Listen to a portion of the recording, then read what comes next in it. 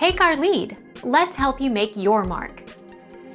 Our goal is your satisfaction. Let us show you the way. Editor, one option is just dipping the fish or chicken breast in melted butter before rolling it in the spices or coating, like we did in this recipe for blackened chicken. You could also try milk or yogurt. For heavier coatings like breadcrumbs, you might dust the fish with flour first.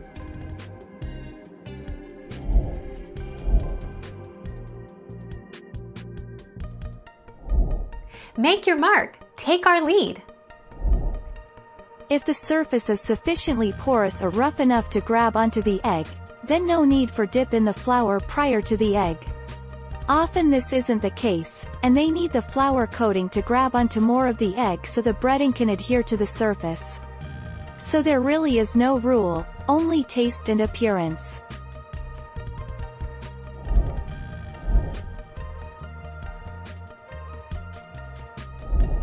Take our lead. Let's help you make your mark. How to keep the breading from falling off chicken. Pat the chicken dry. Remove the chicken from its packaging and pat the surface dry on both sides with paper towels. Dredge in flour. Season the chicken with salt and pepper, then dredge in all-purpose flour so that there is a thin, even coating of flour. Dip in beaten eggs. Coat in breadcrumbs. Chill.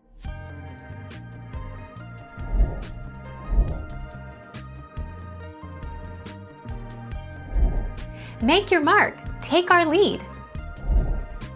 The coating falls off the fried chicken because the egg is inhibited from performing its function, which is that of binding the breadcrumbs to the chicken. Egg helps crumbs adhere to partially dry food.